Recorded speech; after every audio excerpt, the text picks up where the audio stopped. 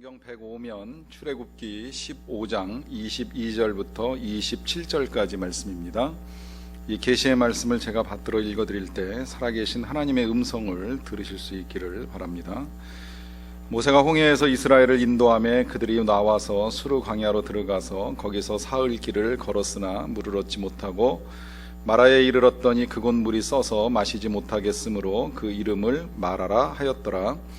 백성이 모세에게 원망하여 이르되 우리가 무엇을 마실까 하며 모세가 여호와께 부르짖었더니 여호와께서 그에게 한 나무를 가리키시니 그가 물에 던지니 물이 달게 되었더라. 거기서 여호와께서 그들을 위하여 법도와 율례를 정하시고 그들을 시험하실세 이르시되 너희가 너희 하나님 나 여호와의 말을 들어 순종하고 내가 보기에 의를 행하며 내 계명의 귀를 기울이며 내 모든 규례를 지키면 내가 애굽 사람에게 내린 모든 질병 중 하나도 너희에게 내리지 아니하리니 나는 너희를 치료하는 여호와임이라. 그들이 엘림에 이르니 거기에 물샘 12과 종려나무 70그루가 있는지라. 거기서 그들이 그 물 곁에 장막을 치니라. 아멘. 우리 아이가 초등학교 들어가기 전까지 전 우리 딸이 천재라고 생각을 했습니다. 다른 아이들 다 그랬는지 모르겠지만 좀 일찍 한글을 떼고 숫자를 깨우쳐서 이 아이가 학교에 들어가면 뭔가 특별한 능력을 발하게 될 것이라 기대하며 학교에 보냈습니다. 막상 초등학교에 보내놓고 나니까 그건 제 헛된 꿈에 불과하다는 사실을 깨닫게 되었어요. 한 학기 한 학기 지나가면서 이제 시험을 치를 때마다 아이의 실력이 서서히 검증이 되면서 제가 가지고 있는 환상이 깨지고 이제 아이의 실체를 보기 시작을 했습니다. 딱 한 번 초등학교 한 4학년 때인가 5학년 때 진짜 이 집안의 가문의 역사에 남을 만큼 굉장한 성적을 내기는 했는데 그 성적을 본인도 평생 잊지 않고 지금도 기억하고 있고 우리도 기억하고 있습니다. 그래서 굉장히 자랑스럽게 생각을 했었는데 그 후에 이제 그 사역지를 부천에서 강남으로 옮겨가지고 사역하는 중에 이 아이가 어디서 그걸 자랑했나 봐요. 그랬더니 누가 그러더라고요. 거긴 부천이잖아. 여긴 강남이야. 그러니까 그 성적 인정할 수 없다고 하면서 아이가 무시당하는 일도 있었습니다. 그 이후에 아이가 중학교를 들어가면서 시험을 칠 때마다 그 시험은 아이에겐 시험이지만 우리 부모에게는 시험에 빠지게 하는 일이 계속되고 말았습니다. 그만큼 이 아이의 성적을 이제 그때마다 일마다 이 점검해 나가는 것이 쉬운 일은 아니었는데요. 이 시험이라고 하는 것이 그렇더라고요. 시험을 보는 입장에서 사실 그 일로 말미암아 시험에 빠지면 안 되는 일인데 그런 일들이 일어납니다. 그와 같이 시험이 이제 힘든 것이라고 볼 수 있겠지요. 하지만 그럼에도 불구하고 이 시험이라는 것이 없을 때에 우리 인생이 어떻게 되는가 하는 생각도 한번 해보게 됩니다. 우리의 삶에 시험이 없다면, 어린 자녀들에게 시험이 없다면 우리 아이들은 공부하는 일을 아무래도 더 소홀히 할 수밖에 없다고 생각이 됩니다. 마찬가지로 우리가 살아나가는 일에 있어서 우리의 삶에 때로 우리가 감당하기 힘든 시련들이 없다면 우리의 삶은 어떻게 전개될 것인가라고 하는 생각을 한 번쯤은 해볼 필요가 있습니다. 그러니까 하나님을 믿고 하나님의 백성으로 거듭난 우리의 삶에 있어서도 때로 하나님께서 우리 가운데 허락하시는 시험이 있습니다. 어떻게 보면 구원을 받았다라고 하는 것은 시작점에 불과하고요. 이후에는 오히려 시험과 연단을 통해서 우리가 하나님의 사람으로 만들어져 가고 또 성장하는 단계를 겪을 수밖에 없다라고 하는 것입니다. 이스라엘 백성들이 그러했습니다. 그들이 애굽에서 빠져나가고 홍해를 건넌 것은 큰 사건이면 틀림이 없습니다. 그와 같은 경험은 그들에게 아주 특별한 일입니다. 그렇지만 그들이 홍해를 건넜다고 해서 하나님의 사람으로 완성된 것은 아닙니다. 그들은 하나님의 기적을 보았고 하나님의 능력을 경험했지만 그렇다고 하더라도 그날로부터 정말 하나님을 잘 믿고 하나님을 기쁘시게 하고 하나님의 영광을 드러내는 삶을 살았느냐 하면 절대 그렇지 않습니다. 그러다 보니까 하나님께서 그 백성들을 데리고 광야에서 이제 훈련을 하십니다. 이스라엘 백성들을 성장시켜 가시는 거예요. 하나님을 믿을 수 있게끔 믿고 따라가는 과정 중에 하나님을 경험하고 하나님을 알 수 있는 기회들을 열어 가십니다. 이제 오늘 저하고 여러분들이 보게 되는 본문이 바로 그것을 다루시는 하나님의 손길을 볼 수 있습니다. 이스라엘 백성들이 홍해를 건너고 난 다음에 신이 나서 노래를 불렀어요. 부르고 난 다음에 광야로 들어갑니다. 수르 광야라고 이름 붙인 이 광야를 들어갔는데 들어가서 사흘 길을 걸어가는 동안에 단 한 번도 물을 찾지 못합니다. 물을 준비도 안 했는데 물을 찾지 못하니까 그들은 3일 동안 한 모금의 물도 마시지 못하고 긴 고통에 빠져야만 했습니다. 그러다 보니까 이제 이런 상황에 놓이면 대개 우리 사람들이 보이는 특성, 누군가 원망의 대상을 찾게 되고요. 그 원망의 대상은 바로 모세였습니다. 모세가 우리를 애굽에서 이끌어내서 여기까지 끌고 와서 우리를 이렇게 물도 먹이지 않고 고생시키는 거 아니겠느냐라고 하면서 모세를 원망합니다. 다급해진 모세의 선택은 기도하는 것이었습니다. 하나님께 부르짖었다고 성경은 기록을 하고 있습니다. 우리가 이와 같이 시험을 통과하는 과정 중에 제일 먼저 해야 될 일 역시 기도라고 하는 사실을 또다시 확인하게 됩니다. 우리가 하나님의 치유하심을 필요로 할 때가 있는데요, 역시 그 필요 속에서도 우리가 해야 될 일은 기도하고 부르짖는 일입니다. 때로 하나님은 우리에게 이 기도를 가르쳐 주기 위하여서 우리의 것들을 취하시고 우리를 결핍의 상태에 놓으실 때가 있습니다. 이 기도 가운데 하나님께서는 이제 그들 앞에 있었던 쓴물을 단물로 바꾸는 은혜를 베풀어 주십니다. 그리고 그렇게 이제 하나님께서 이스라엘 백성들이 만나게 되었던 그 쓴물을 단물로 바꾸어 주시는 사건을 통해서 한 가지를 가르쳐 주시는데, 그때 하나님께서 하신 말씀이 오늘 본문 26절에 이렇게 기록이 되어 있습니다. 이르시되 너희가 너희 하나님 나 여호와의 말을 들어 순종하고 내가 보기에 의를 행하며 내 계명의 귀를 기울이며 내 모든 규례를 지키면 내가 애굽 사람에게 내린 모든 질병 중 하나도 너희에게 내리지 아니하리니 나는 너희를 치료하는 여호와임이라. 이제 여기서 오늘 우리가 배우게 되는 하나님의 이름, 그것은 치료하는 여호와라 하는 이름입니다. 히브리어로는 여호와 라파 혹은 여호와 로페라고도 발음을 하는데요, 이 이름을 통해서 하나님이 우리에게 알려주시는 하나님은 치료하시는 하나님입니다. 이것이 하나님의 이름이고 또 하나님의 능력입니다. 말라기 4장 2절에서는 이렇게 우리에게 가르쳐 줍니다. 내 이름을 경외하는 너희에게는 공의로운 해가 떠올라서 치료하는 광선을 비추리니 너희가 나가서 외양간에서 나온 송아지 같이 뛰리라. 주님이 치료하신다라고 하는 사실, 하나님을 경외하기만 하면 하나님께서 치료하시기 때문에 그 치료의 은총을 경험한 사람은 마치 송아지처럼 뛰어다닐 수 있는 이 건강함을 회복할 수 있음에 대한 약속의 말씀이라고 할 수 있습니다. 하나님은 분명히 우리를 치료하시는 하나님이십니다. 그래서 우리 예수님이 이 세상에 오셔서 하나님을 우리에게 그 몸으로 보여주셨는데 여러 가지 능력을 행하셨잖아요. 무리를 걸으신 적도 있고 또 파도를 갈아치신 적도 있고 많은 사람을 한꺼번에 먹이신 일도 있습니다. 그런데 대부분의 기적이 한 번, 두 번 그 이상 반복되지 않습니다. 그런데 제일 많이 반복하신 이적이 있다면 그건 사람들을 고쳐주시는 거였어요. 많은 사람들을 고쳐줍니다. 중간에 병에 걸린 사람도 있지만 날 때부터 병에 걸린 사람도 고쳐주시고요, 심지어는 병 걸려 죽은 사람까지도 살려내는 역사를 일으키십니다. 이와 같은 일들을 통해서 주님이 우리에게 보여주신 것, 그것은 우리 하나님이 치료하시는 하나님, 여호와 라파의 하나님이라고 하는 사실을 분명하게 보여주신 것입니다. 이제 그러다 보니까 예수님을 따라다녔던 여인들 중에는 예수님으로부터 고침받은 여인들이 있습니다. 성경에 표현하기를 악귀를 쫓아내 주셨고 병고침을 받고 7귀신이 나간 여인인 막달라 마리아, 또 요한나, 수산나, 이런 사람들의 이름이 나오는데, 이 여인들이 예수님을 쫓아다니면서 섬겼던 이유 가운데 한 가지는 그들의 삶에서 예수님의 치유하심을 경험했기 때문입니다. 그래서 우리는 이제 힘써 하나님을 알게 될 때 이 하나님의 이름, 치료하시는 하나님의 이름을 알아야 되는데요, 오늘 이 하나님의 이름 여호와 라파라고 하는 단어가 등장하게 된 본문을 보시게 되면 한 가지 드는 의문이 있습니다. 그것은 지금 이 사람들이 이 자리에서 치유함을 받은 역사를 경험한 것이 아니라고 하는 것 때문입니다. 이스라엘 백성들이 광야를 지나가다가 물을 찾지 못하다가 이제 물이 있는 곳 한 곳에 도착을 했는데요, 지명은 마라라고 되어 있습니다. 처음부터 마라는 아닐 거예요. 그 이유는 거기서 만난 물이 너무나도 쓰다 보니까 그 쓰다라고 하는 표현을 사용해서 마라라고 하는 지명을 거기에다가 붙여서 이제 오늘날까지도 그렇게 사용을 하고 있습니다. 물을 먹을 수 없게 되었고 그 물을 주님께서 고쳐주셨기 때문에 먹을 수 있게 된 것입니다. 그러니까 고침을 받은 건 물이지 사람이 아닙니다. 그런데 그 물을 고쳐주시고 난 다음에 하나님이 하나님의 이름을 치료하신다라고 가르쳐 주십니다. 왜 그럴까요? 일단 이 이름에 약속이 있다는 걸 우리가 먼저 아셔야 되는데, 그것은 하나님이 이렇게 약속합니다. 내가 애굽 사람에게 내린 모든 질병 중 하나라도 너희에게 내리지 아니할 것이다.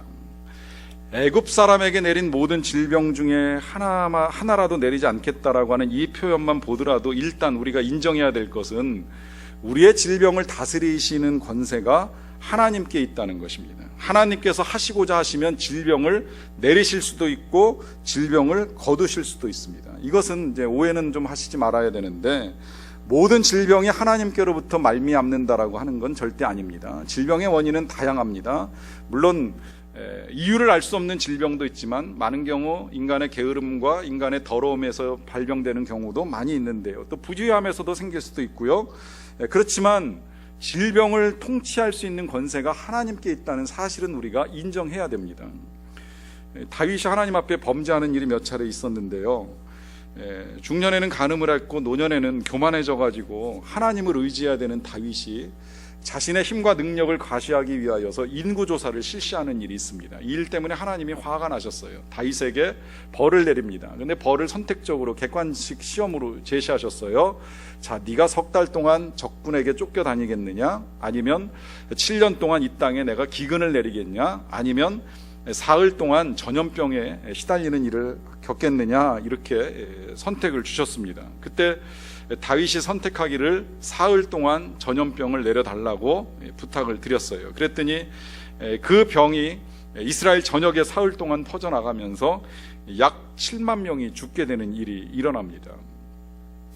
하나님께서 심판의 권세로 질병을 내리신 거예요. 때때로 이제 이런 하나님을 만나게 되면 왜 하나님께서 다윗의 잘못으로 그 백성을 질병으로 심판하시는가 하는 의문을 제기하실 수도 있습니다만, 여러분, 오늘 본문에서는 이제 제가 그러한 답을 찾는 것이 지금 중요한 것이 아니라 우리가 먼저 인정해야 될 것, 질병을 내리고 질병을 거두시는 권세가 우리 하나님께 있다는 거예요.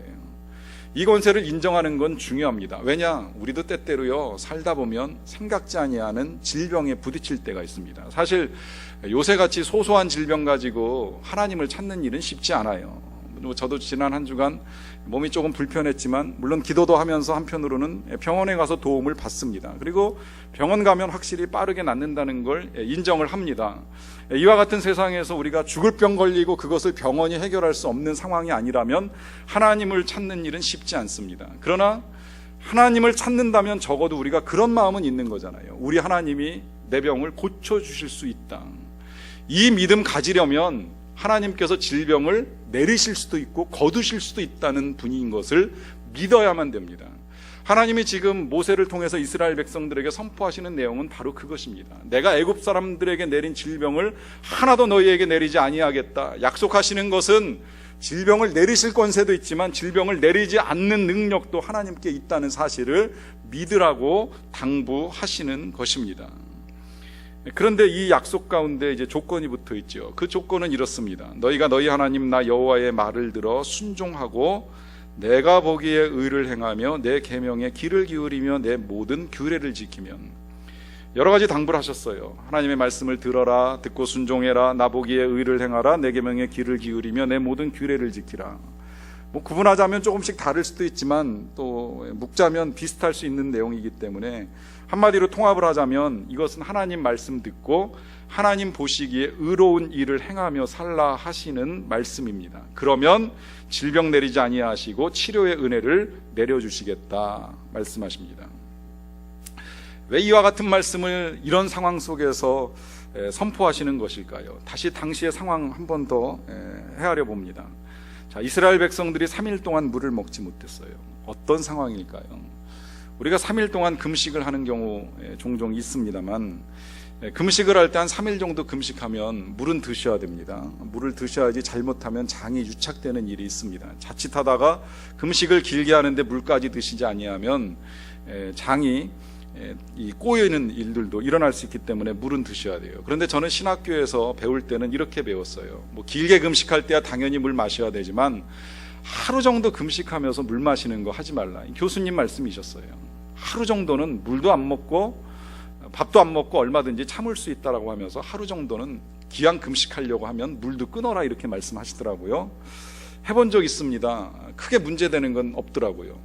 그런데 제가 교인들하고 같이 이제 금식을 선포하고 금식하는 일을 할 때에는 어떤 일이라도 일단 뭐 한 끼를 하든 하루를 하든 물을 드실 것을 권장을 할 때가 있어요. 왜냐하면 그것조차도 하지 아니하면 진짜 참는 것 되게 어렵습니다. 여러분 아침 금식을 매일같이 해도요, 매일같이 아침 12시까지 물 안 먹고 지내는 것도 그렇게 쉬운 일은 아닙니다. 또 건강을 위해서 물이라도 공급이 돼야지 편안합니다. 근데 이런 물이 한 끼가 끊어지고 하루가 끊어지고 이틀, 3일이 끊어졌다.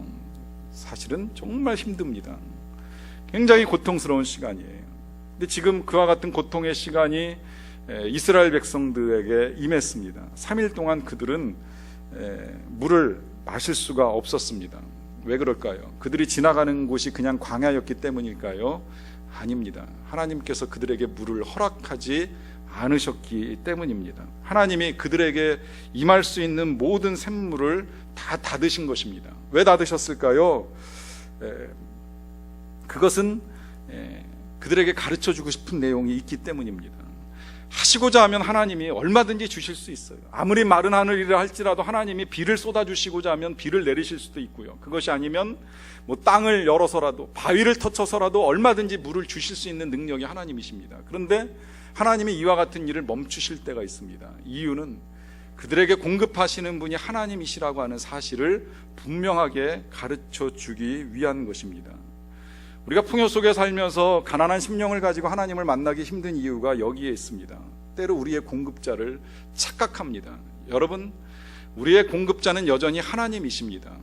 우리가 이 풍요의 세상 속에서 통로가 바뀌는 일들이 있을 뿐이지 계속해서 우리에게 필요한 것들을 채우시는 분은 하나님이십니다. 이 사실을 때로 잊어버리거나 때로 알지 못하는 백성들이 있을 때에 그 백성들을 위하여 하나님이 공급을 막으실 때가 있습니다. 그리고 그것을 하나님이 막으셨다가 열어주시면서 알려주십니다. 너희들의 공급자는 나 여호와 하나님이시라. 이 사실을 깨닫게 하기 위하여서 하나님이 3일 동안 이스라엘 백성들의 물 공급을 허락지 않으셨습니다. 자, 여기서 이제 원망이 쏟아져 나왔고요. 그래서 모세가 기도했을 때에 하나님께서 이제 쓴물을 또 단물로 바꾸어 주셨습니다. 여기에도 이유가 있어요. 우리도 인생을 살다 보면요, 때로 이런 쓴물을 만나는 때가 있을 수 있습니다. 이 마라라고 하는 단어가 이제 성경에 오늘 본문 말고 또 한 번 등장하는 책이 하나 있는데 룻기에서 나옵니다. 룻기는 아시겠지만 룻이 주인공입니다. 그런데 실제 이제 이야기는 룻보다는 룻의 시어머니였던 나오미라고 하는 사람을 중심으로 쓰여졌어요. 이 나오미가요, 남편을 데리고 남편과 함께 두 아들을 데리고 베들레헴 살던 곳에 흉년이 들었을 때 모압이라고 하는 지역으로 잠시 이민을 떠납니다. 이민을 떠나서 잘 살았어요. 거기서 며느리도 없고 행복하게 살았습니다. 원래 이 나옴이라고 하는 이름의 뜻이 기쁨이라고 하는 의미를 가지고 있는데 그 이름처럼 그는 두 아들과 두 며느리와 남편과 아주 기쁘고 든든하게 잘 살았던 사람이에요. 그런데 모압 땅에 가서 사는 동안 갑자기 남편이 세상을 떠나고 두 아들이 세상을 떠나고 또 모압에 흉년이 임합니다. 갑자기 인생에 시련이 닥쳐왔어요. 그래서 이제 더 이상 여기 타국에서 내가 혼자 살 수 없다 생각하고 고향 베들레헴으로 돌아올 계획을 세워요. 그때 이제 한 며느리는 자기의 집으로 돌아가고 이 룻이라고 하는 며느리가 이제 쫓아와서 이 시어머니 나오미를 섬기게 되는데, 이 나오미가 고향에 돌아왔을 때에 찾아온 고향에서 나오미를 맞이하는 베들레헴 사람들이 맞이하면서 하는 말, 나오미가 돌아왔구나 하면서 환영을 합니다. 근데 그때 그 고향 사람들을 만날 때 나오미가 하는 말이 있죠. 나를 더 이상 나오미라고 하지 말고 마라라고 불러다오. 내 인생은 더 이상 기쁨이 아니다.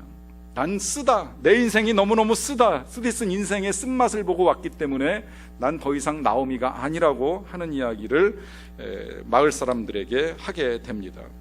이제 그런 이 며느리가 열심히 나가 섬기면서 남편 될 보아스를 만나고 보아스를 만나서 결혼을 하고 그 보아스가 나오미의 시어머니를 마치 자기 어머니처럼 섬기는 일을 하게 되면서 나오미가 서서히 기쁨이 회복돼요. 나중에 이 룻이 결혼을 하고 아이를 낳아서 그 아이를 손자로 이 나오미에게 안겨주니까 나오미가 그 손자를 안으면서 하나님이 다시 나오미 기쁨을 회복시켜 주셨다라고 하면서 감사를 하게 됩니다. 이와 같이 하나님은 마라와 같은 인생을 나오미와 같이 바꾸시는 은혜를 베푸실 수 있는 분이십니다. 인생의 쓴맛을 단맛으로 바꾸어 주시는 하나님이십니다.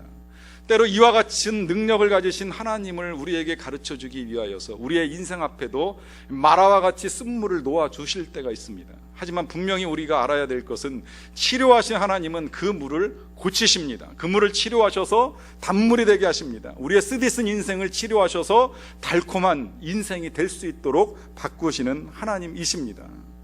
그렇다면 왜 이렇게까지 하시면서 그들을 고생시키시는가 하는 의문 한 가지가 또 있을 수 있습니다. 정말로 우리 하나님께서 치료하시는 하나님이신데 하나님이 고치시고 싶으셨던 건 과연 무엇이었을까? 여러분, 하나님께 우리에게 있어서 고침을 받아야 되는 건 우리의 육신만이 아닙니다. 여러분, 사실 생각해 보세요. 이 육신은요, 우리가 살면서 몇 번 혹은 몇 수십 번 치료받는 일들이 일어납니다. 병원을 가는 일들이 많이 일어나요. 그렇지만 결국은 우리가 다 병들어 세상을 떠날 수밖에 없는 인생들입니다. 아무리 비행기 사고가 나고 교통사고가 날마다 증가해도 여전히 이 세상에서 우리가 죽을 수 있는 확률이 제일 높은 곳은 침상입니다. 병상에서 우리는 세상을 떠나는 일이 제일 많습니다. 그래서 한때 이단의 목사가 모든 병 걸림은 귀신 들림이라고 하는 해석을 내려가지고 이단이 되었는데 아주 잘못된 거예요. 그 양반도 때가 되면 병들어 세상을 떠날 터인데 그럼 결국 귀신 들려 세상을 떠난다는 것이 말이 안 되잖아요. 병이라고 하는 건 영원히 우리를 떠나진 않습니다. 아무리 의술이 발달해도 결국은 우리가 병들어 세상을 떠나게 되는 일이 임할 수 있는 가능성이 제일 큽니다. 그렇다면 우리의 육신은 어떻게 치료를 받든지 다시 병들 수밖에 없습니다. 그렇다면 이 치료하시는 하나님이 이 치유하는 능력을 통해서 우리에게 주시고자 하는 가장 큰 치유의 능력은 무엇일까요? 그것은 우리의 영혼의 치유이고 또 우리의 마음의 치유입니다. 먼저 이 이스라엘 백성들을 놓고 봐요. 자, 이스라엘 백성들을 하나님께서 특별한 능력으로 애굽에서 끌어내시고 홍해를 가르게 하시고 또 만나를 먹여주시고 광야를 통과하게 하신 이유는 딱 한 가지, 그냥 한마디로 말하자면 하나님을 잘 섬기라는 거예요. 하나님 잘 믿으라고 은혜를 베푸시는 거예요. 하나님 잘 믿으라고 기적을 베풀어 주셨어요. 그런데 아무리 기적을 경험해도요, 우리 사람이 생각보다 강팍합니다. 그래서 기적을 보고 또 봐도 하나님 믿는 거 정말 어려워요. 이스라엘 백성들도 다르진 않았어요. 왜냐하면 그들은 애굽에서 사는 동안에 벌써 오랫동안 애굽의 신을 보았습니다. 애굽의 신은 대단합니다. 지금도 남아있는 룩소의 신전을 다녀오신 분들 이야기를 들어보면 그 수천 년 전에 어떻게 그렇게까지 신전을 만들 수 있었을까라고 하면서 의아해하시는 분들이 많습니다. 그만큼 어마어마하게 큰 신상을 만들어 놓고 섬기던 사람들이 애굽 사람들이고요. 또 그 신의 도움으로 말미암아 당시에 애굽이 풍요함을 누리며 살아갈 때에 그 신의 능력을 대단하다고 인정할 수밖에 없었습니다. 그 속에서 노예로 살던 백성들을 이끌어다 광야를 통과시켜 가나안 땅으로 데려가시는 하나님 입장에서 봤을 때 이스라엘 백성들이 하나님을 섬길 수 있는 가능성은 극히 희박합니다. 아무리 하나님이 그들을 이끌어내시고 기적과 능력을 보여주신다고 하더라도 이 백성들의 눈에 하나님이 보이지 않습니다. 모세야말로 하나님 보고 하나님께 들을지는 모르겠지만 이스라엘 백성들 눈앞에 하나님이 보이지 아니하는 한 도대체 그들을 하나님께서 어떻게 인도하셨는지 어떻게 채워주시는지를 다 보고 믿을 수 있는 백성이 별로 없는 거예요. 그러다 보니까 이제 이와 같은 사건 하나하나를 통해서 하나님이 깨우쳐 주시는 거예요. 나는 너희의 인생을 바꿔주는 여호와 하나님이다. 너희의 쓴물을 단물로 바꾸어 준다. 너희에게 공급이 중단된 건 내가 한 일이고 너희에게 다시 채워짐의 은혜를 줄 수 있는 신도 역시 나 여호와 하나님이라고 하는 사실을 가르쳐 주기 위하여서 때로 이와 같이 인생의 마라를 허락하시는 일들이 있습니다. 뿐만 아닙니다. 우리가 하나님을 믿고 살아가도요, 또 우리의 삶에 있어서 치유가 필요한 부분은 바로 우리의 마음입니다. 여러분, 사람이 몸을 다치는 것도 힘든 일이긴 하지만 마음을 다치는 건 생각보다 더 힘든 일입니다. 전 제가 좀 개인적으로 둔해서 그런지 모르는데 가끔 상처를 안고 집에 들어갈 때가 있어요. 몸에 어디서 부딪혔는지 모르는데 이제 까지고 상한 부분들이 있습니다. 그걸 제가 다쳤을 때는 모르는데 집에 들어가서 이제 씻으려고 옷을 벗다 보면 오히려 제 아내가 먼저 여긴 어디서 왜 다쳤냐고 물어볼 때가 있어요. 그러면 보니까 이제 까진 부분도 있고 피가 조금 흘러나오다가 이제 마른 자국도 있습니다. 그런데 그것이 저를 힘들게 하고 아프게 한다는 생각을 하지는 않습니다. 그만큼 이제 둔하게 그냥 지나가는 일이 돼서 그런지도 모르겠어요. 그런데 사람인지라 살다 보면 삶의 자리에서 이런저런 크고 작은 일들로 마음의 상처를 받을 때가 있습니다. 이 상처를 받는 게 때로는 오래 갈 때가 있어요. 치유가 안 될 때가 있습니다. 아마 여러분들도 살아가면서 내 육신의 고통을 병원에서 치유하는 것보다 내 마음의 상처를 치유하고 회복하는 것이 훨씬 더 어렵다라고 하는 경험을 하신 적이 있을 것입니다. 여러분, 이 영혼의 치유를 우리가 어떻게 이루어갈 수 있을까요? 진정으로 우리의 영혼의 치유 또한 하나님의 약속의 말씀으로 가능합니다. 오늘 하나님께서 그 백성의 치유를 약속하시면서 나는 너희를 치료하는 여호와임이라고 말씀하실 때에 당부하시는 것이 있죠. 내가 너희에게 준 율례와 계명을 잘 지켜 행하라고 당부를 합니다. 왜 하나님께서 이와 같은 당부를 우리에게 하실까요? 그것은 하나님의 말씀만이 우리를 치료할 수 있기 때문입니다. 하나님의 말씀만이 상한 우리의 심령에 은혜를 주셔서 우리의 영혼이 새로워질 수 있도록 도와주시기 때문입니다. 세상 속에서 겪게 되는 상처와 아픔 가운데 치유할 수 없는 이 모든 일들을 하나님이 말씀으로 우리에게 치료하십니다. 우리가 특히 하나님께 기도를 드리는 일들 가운데 날마다 주님 가르쳐주신 기도를 드릴 때 그런 기도를 드리잖아요. 우리가 우리에게 잘못한 사람을 용서하여 준 것 같이 우리 죄를 사하여 주시고, 이 잘못한 사람을 용서하라 한 것 같이라고 하는 이 구절이 우리에게 필요한 것은 이 일로 말미암아 상처난 우리의 심령이 치료될 수 있는 은혜를 누릴 수 있기 때문입니다. 그래서 하나님이 오늘 이스라엘 백성들 앞에서 당부하실 때 하나님의 말씀과 함께 살아갈 것을 부탁하시는 이유가 바로 여기에 있습니다. 또 이 말씀과 함께하는 것이 중요한 은혜가 있다면 그것은 이 말씀과 함께할 때 그것은 우리의 치유 이전의 예방의 능력으로 나타나기 때문입니다. 사실 이 치유가 더 효율적으로 나타나기 위해서 필요한 건 예방입니다. 제가 선교 사역을 이렇게 의료하시는 분들하고 다닐 때에 몇 차례 이제 같이 나가면서 선교 사역을 하는 분들 중에 치료 방법을 바꾸는 것을 같이 경험을 한 적이 있는데요. 치과 위생사들이 이제 나가서 하는 일은 처음에는 치과 의사들을 도와가지고 옆에서 이제 보조로 그 의술을 협력하는 일이 대부분이었어요. 그런데 한두 번 이 위생사들이 이제 사역을 나가다가 경험이 쌓이니까 나가면서 선교의 그 사역의 방향을 바꾸더라고요. 어떤 식으로 바꾸냐면 그냥 가가지고 이빨 아픈 사람 뭐 발치해주고 치료해주고 하는 걸로만 끝나는 것이 아니라 여기서 준비를 합니다. 뭘 준비하냐면 치약하고 칫솔을 준비해가요. 그래서 가지고 가가지고 선교지에 있는 아이들 수백 명을 모아놓고 이빨 닦는 법부터 가르쳐주고 칫솔 쓰는 거, 치약 쓰는 거 다 알려주고 그것을 다 나눠주고 그러고 옵니다. 그러면서 이제 하는 말을 듣게 된 거예요. 이빨을 고쳐주고 이빨을 치료해주는 것보다 훨씬 더 중요한 것은 이빨을 잘 닦아서 이빨이 병이 안 나도록 도와주는 일이라 하는 것을 말합니다. 예방이 치료보다 중요하다라고 하는 것이지요. 사실 그렇습니다. 오늘 우리도 매일같이 이빨을 아침 저녁으로 닦는 건 예방하기 위한 것이지 고치기 위한 것이 아니지 않습니까? 마찬가지로 하나님의 말씀을 하나님께서 우리에게 듣고 나아가라고 그 말씀대로 살라고 말씀하시는 것은 우리의 삶에 일어날 수 있는 여러 가지 상처와 고통으로부터 우리를 예방하기 위하여 들려주시는 하나님의 말씀입니다. 그래서 하나님께서 우리에게 말씀을 듣고 살아갈 것을 당부하고 계십니다. 더 나아가서 주님이 이와 같은 일을 그 백성들에게 행하시는 목적, 그것이 있다면 이제 이 이스라엘 백성들이 앞으로 겪게 될 일들을 하나님이 아시기 때문이에요.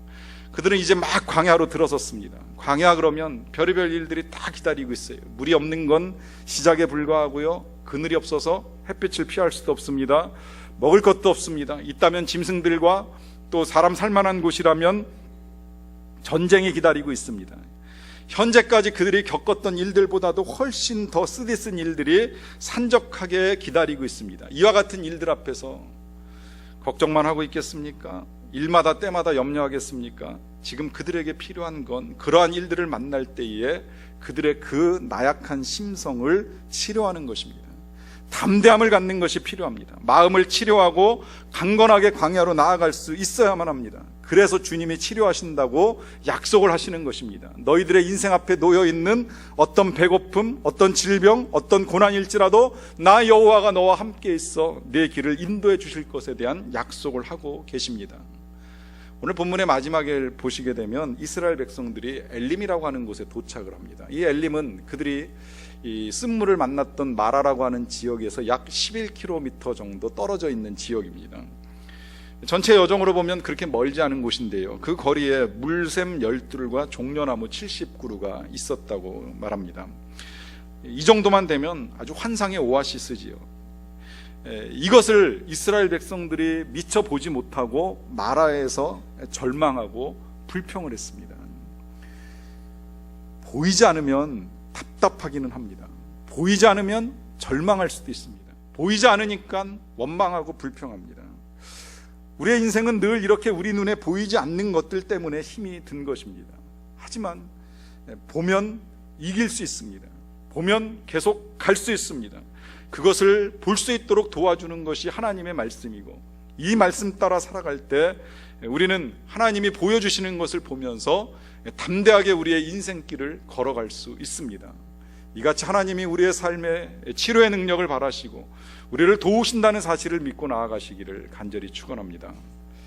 기도하시겠습니다.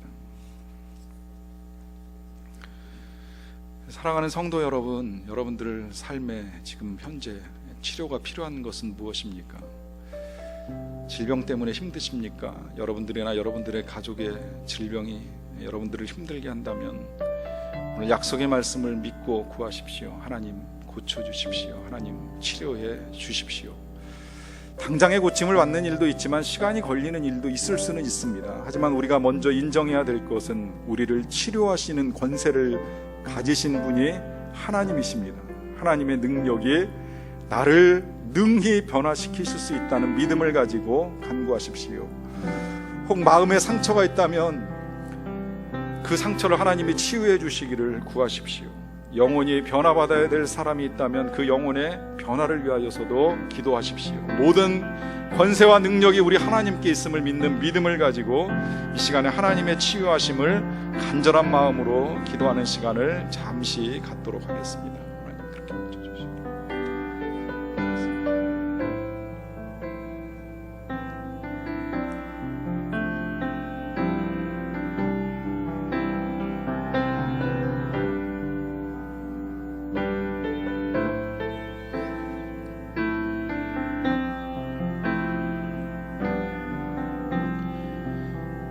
여호와 라파 치료하시는 하나님의 이름을 찬양합니다. 능력과 권세를 가지고 우리의 모든 질병 고치시는 주님의 능력을 믿사옵나이다. 그러하오니 이 시간 질병 가운데 있는 주의 백성들, 또 믿음의 가족들 하나님 기억하시고 치료하는 광선을 발하여 주시옵소서.